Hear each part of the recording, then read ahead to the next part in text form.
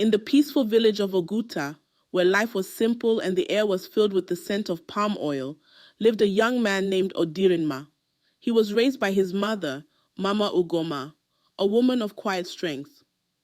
When a wealthy friend returned to Oguta, showing off a life of luxury, Odirinma was tempted to leave behind the world he knew. But the path Odirinma chose was dark, filled with sacrifices he never imagined. As he chased after riches, he lost sight of the values his mother had taught him and the love that had sustained him. This is a story of a son's journey, his rise, and his heartbreaking fall, all in the name of a better life. Will Odirinma find the happiness he seeks, or will he realize too late the true cost of his choices? Watch the full video to find out and subscribe to Savannah Storytime for more stories that portrays the African culture and tradition.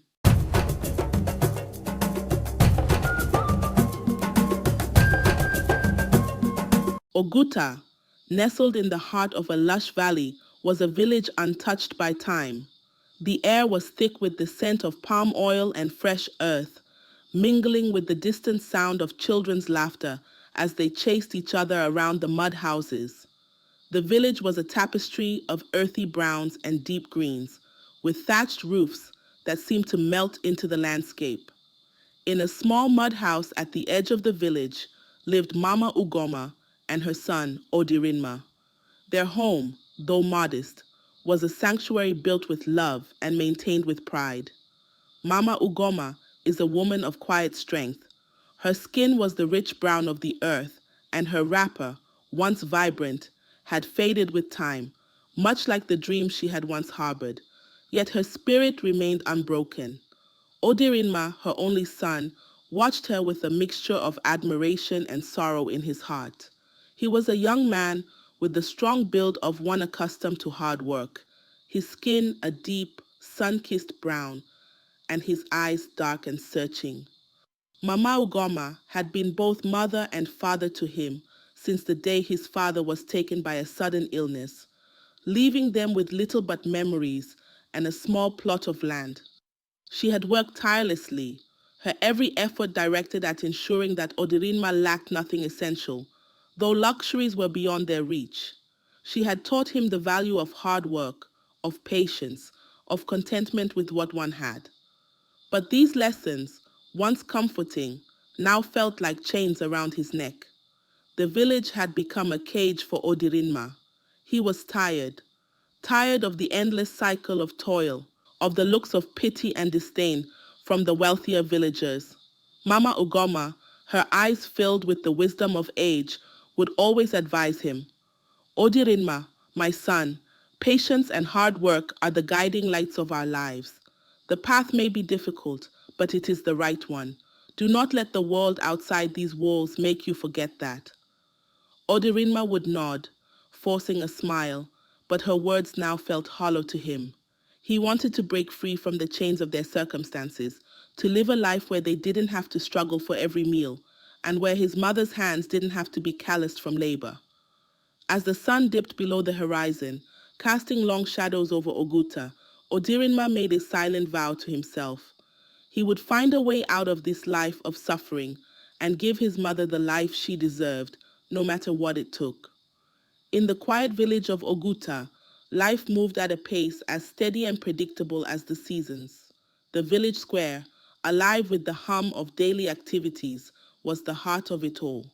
But on this particular afternoon, a disturbance rippled through Oguta like a stone tossed into a still pond. The source of the commotion was a gleaming Mercedes-Benz G-Wagon, which rolled into the square, its polished exterior reflecting the curious faces of the villagers. The car came to a halt and the driver's door opened. Ndubuisi, once a familiar face in Oguta, stepped out, transformed by years in the city. Dressed in a pristine white kaftan with golden embroidery, his appearance was as striking as the car he drove. His skin had lightened, his hair was meticulously styled, and designer sunglasses shielded his eyes from the gazes of those who had once known him as the son of a poor farmer. The villagers flocked to him, their voices rising in admiration and envy. "Ah, Ndubuisi, the city has made you a king," they exclaimed. His return was a spectacle, and as he announced his gift of a Toyota Camry to his aging uncle, Uncle Okeke, the crowd's excitement reached a fever pitch. In the background, Odirinma watched in silence, his heart heavy with a mix of emotions. The envy burned deep within him as he observed the adoration lavished on Ndubuisi. That night, under the flickering light of a fire outside Uncle Okeke's compound, Odirinma listened intently as Ndubuisi boasted of the luxurious life he led in Asaba. Big houses, fast cars, endless parties, Ndubuisi said, his voice low and enticing. It's a life you can only dream of here. Odirinma's longing grew with every word. The life Ndubuisi described was everything he had ever wanted, but believed was out of his reach. Desperation gripped him as he made a plea. Ndubuisi, take me with you. I want to live that life too. A sly smile crept across Ndubuisi's face. Don't worry, my brother, he replied. I'll help you. Let's go see the city together. The decision was swift. Odirinma sought his mother's permission that night, promising her that he would return with enough wealth to change their lives forever. Mama Ugoma, her heart heavy with worry, reluctantly agreed and gave her blessing. She had seen the change in her son's eyes, the hunger for something more, and though it pained her, she knew she could not hold him back.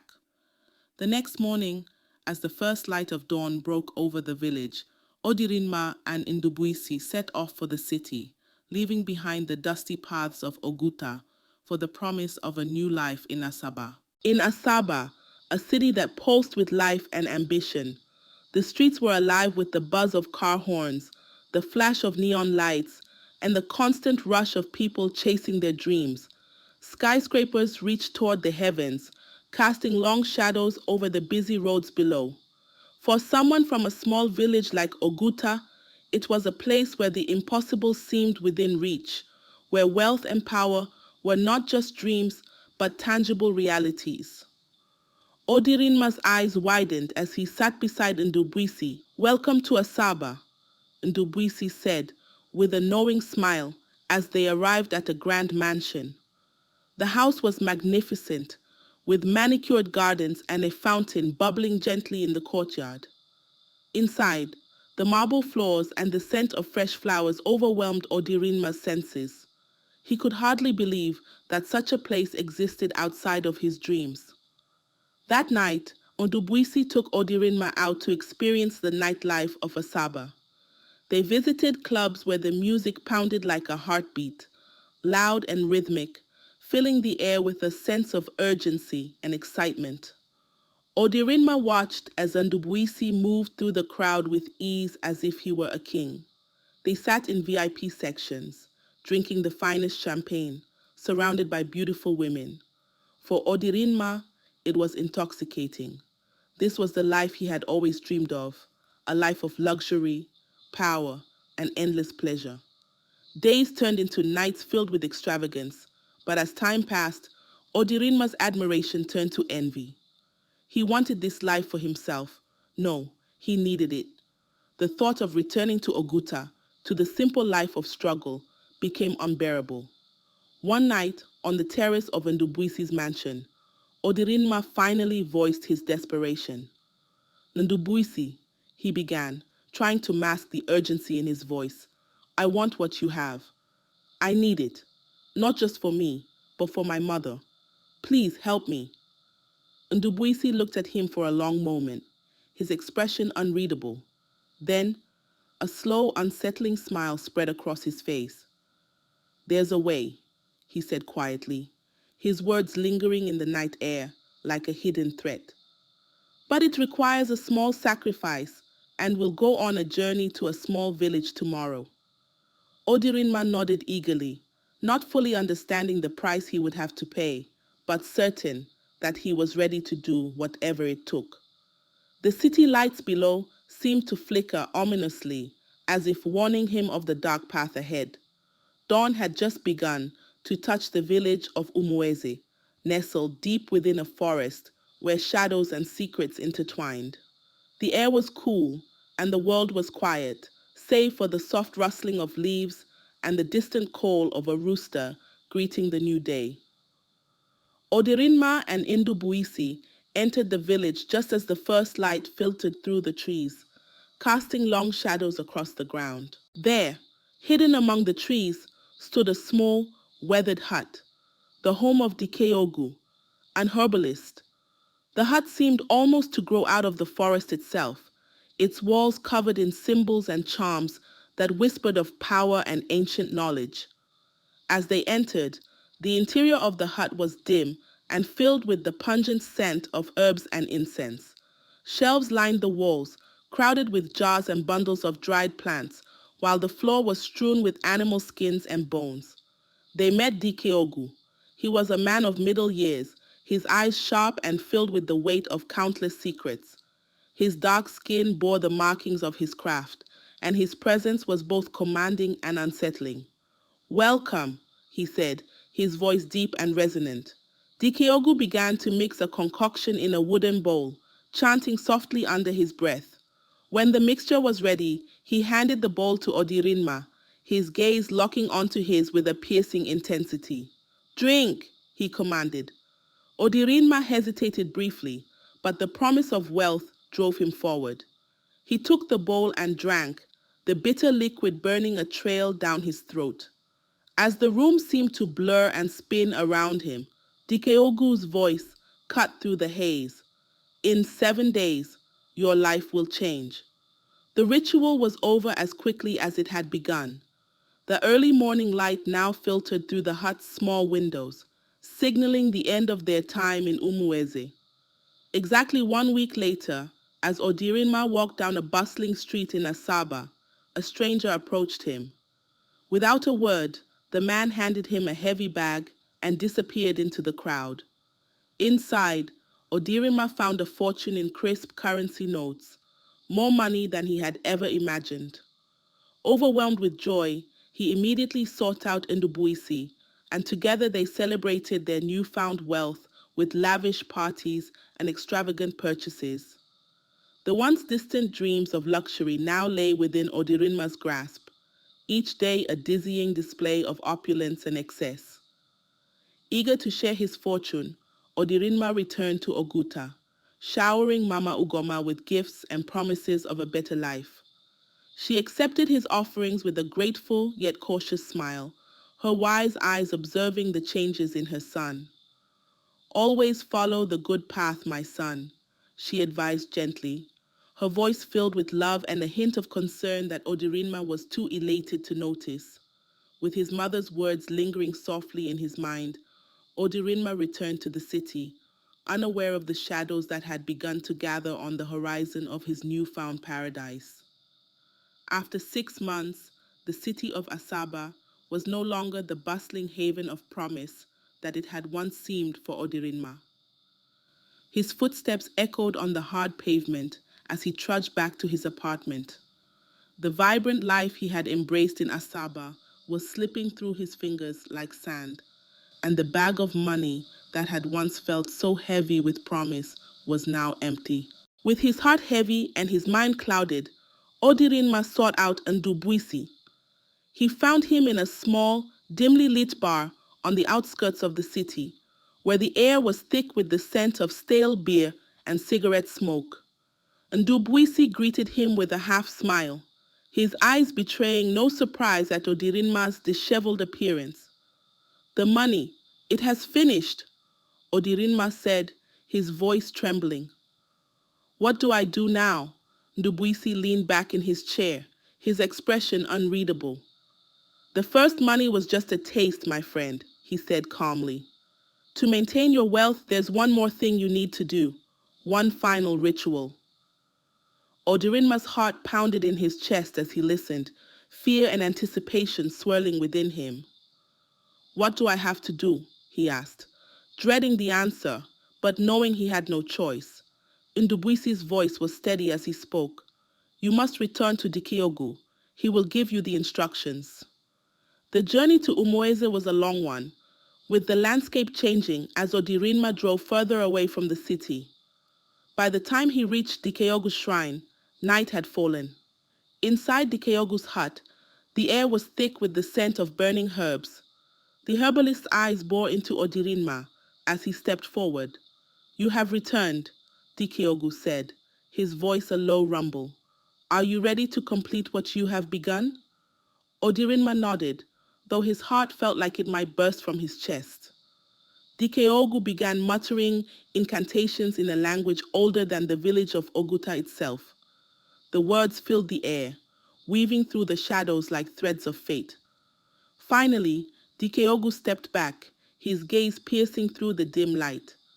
"For this ritual, you must bring me a strand of hair from your mother." Odirinma's breath caught in his throat. He had feared something like this, and had known deep down that the cost would be high. But the lure of wealth, the promise of a life free from the suffering that had marked his childhood, was too strong. The thought of returning to the village empty-handed, of being the same poor boy who had left, was unbearable. "I will do it," Odirinma whispered, his voice barely audible. Dikeogu nodded as if he had expected nothing less. "Remember," he said, his voice heavy with warning, "once the ritual is complete, you must never return to your village. You must never see your mother again." Odirinma swallowed hard, the weight of the promise pressing down on him. He nodded, sealing his fate with that single motion. The following night, Odirinma had secretly entered the village of Oguta. The moon cast a pale light over the familiar landscape, illuminating the narrow paths and the humble homes that lined them. Odirinma's heart pounded in his chest as he approached his mother's house. Inside, Mama Ugoma was sleeping peacefully, her face calm and serene in the dim light of the room. Odirinma watched her for a moment, guilt clawing at his insides, but he had come too far to turn back now.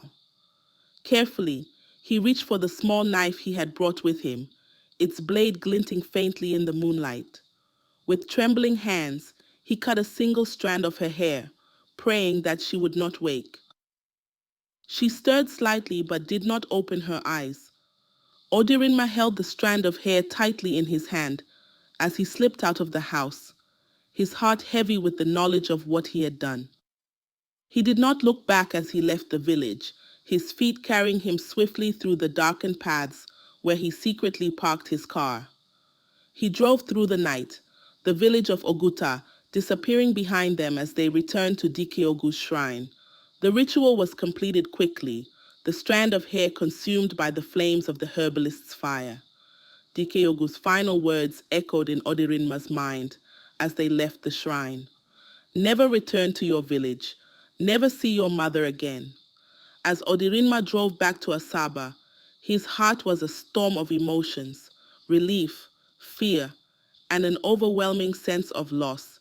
He had gained the world, but at what cost? The night was unusually still in Asaba, a city known for its vibrant nightlife and ceaseless energy. But inside Odirinma's lavish apartment, the air was thick with unease. At night, as the city hummed with the distant sound of life outside, Odirinma was pulled into a dream. He found himself back in Oguta, standing before the familiar figure of Mama Ugoma. But there was something different about her, something that sent a shiver down his spine. In her hands, she held a small leather bag full of notes of foreign money, more than he had ever seen in her possession. She looked at Odirinma with eyes that held sorrow, and without a word, she gave him the bag. Afterward, Odirinma found himself taking out a knife and stabbing his mother to death. He couldn't control what was happening.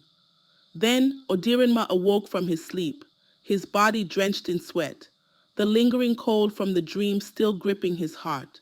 The luxurious surroundings of his apartment felt alien and suffocating. The silence was broken only by the pounding of his own heartbeat. As he tried to steady himself, the doorbell rang. Odirinma, still disoriented, stumbled to the door. There stood a delivery man, holding a leather bag. Without a word, the man handed it to him and disappeared into the night. Odirinma carried the bag to the table, his hands still shaking. The bag was filled with foreign currency, identical to the one from his dream. The sight of it made his blood run cold. But before he could process what was happening, his phone rang. The shrill tone pierced the silence, and with dread pooling in his stomach, he answered. The voice on the other end was frantic and urgent, the village head of Oguta village. Odirinma, your mother, Mama Ugoma, she's gone. She passed away suddenly. You have to come home. The world seemed to stop. Grief crashed over him, mingling with the guilt he had tried so hard to suppress. Mama Ugoma, the woman who had sacrificed everything for him, was gone. And deep down, he knew it was his doing. The ritual had claimed her life, just as he had feared. Dikeogu's words echoed in his mind. Never return to your village. Never see your mother again. He hesitated for just a moment. The grief was unbearable, but the lure of wealth, the comfort it promised, was a temptation too great. He reached for the bag, telling himself that spending it would ease the pain and drown out the sorrow.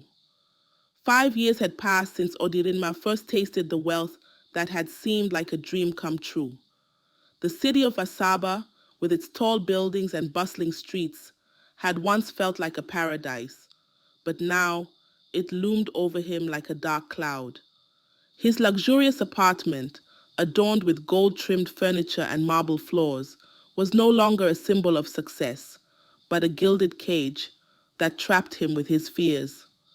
In the mirror, Odirinma barely recognized the man staring back at him.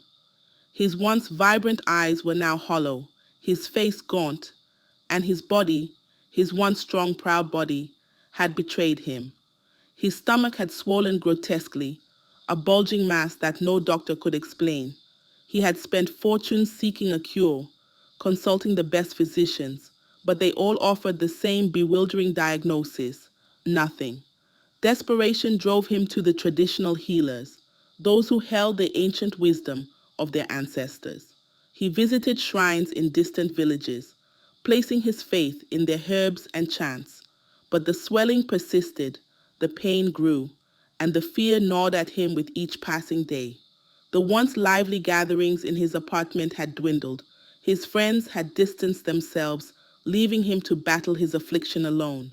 With nowhere else to turn, Odirinma returned to Dikeogu, the herbalist in Umuez, who had once promised him the world. The journey through the dark, dense forest felt longer this time, each step heavy with dread. When he arrived at the shrine, the familiar scent of burning herbs and the flickering oil lamps greeted him. Dikeogu, his eyes still sharp despite the years, met Odirinma's gaze with a knowing look. "You've come back," Dikeogu said, his voice carrying the weight of unspoken truths. Odirinma fell to his knees, tears streaming down his face. "Please, Dikeogu, help me. My body is failing me, and no one can tell me why." Dikeogu's expression was unreadable as he spoke. "Did you think wealth came without a price? You have enjoyed the fruits of the ritual, but you forgot to ask about the roots." Odirinma's heart pounded as he listened, fear creeping into his voice. "What do you mean? I did everything you asked." Dikeogu leaned in closer, his voice dropping to a whisper. "Your friend, Ndubuisi, did you ever ask what his sacrifice was?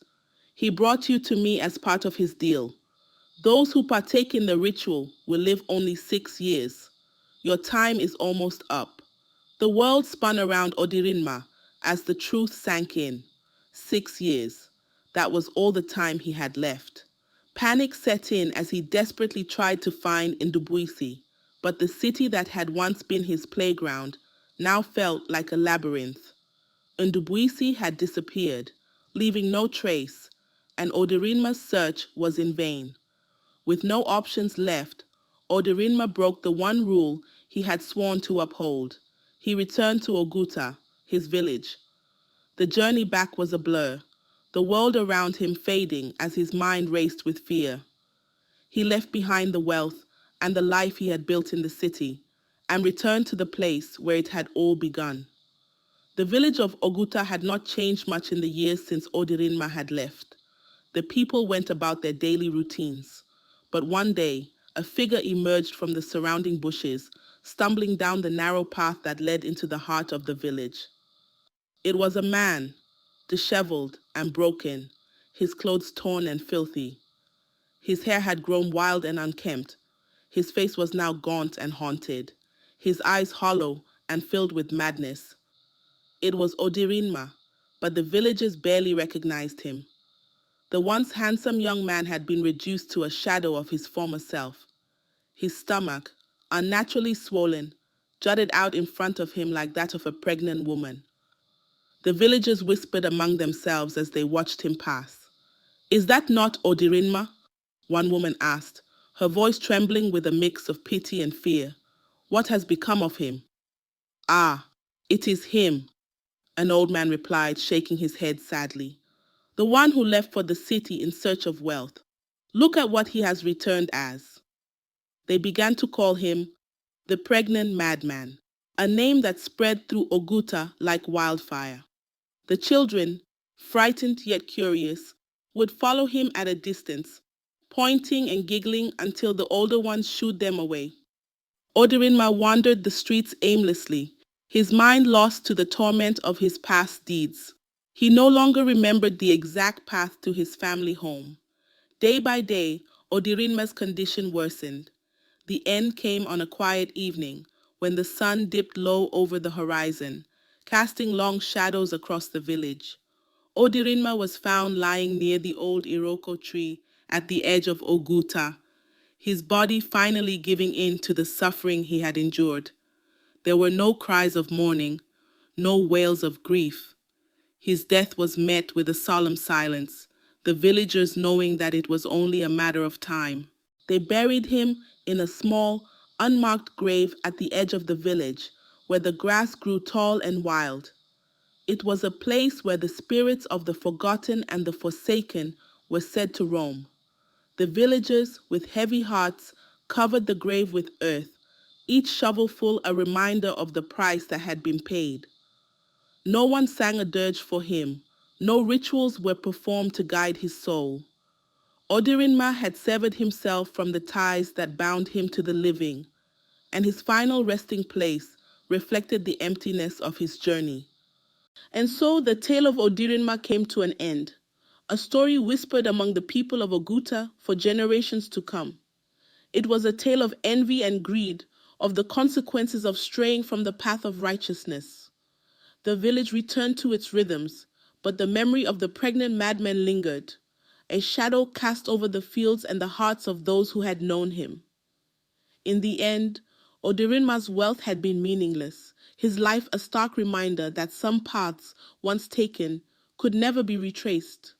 The earth closed over him, and the winds carried away the last remnants of his name, leaving behind only the lesson his life had taught.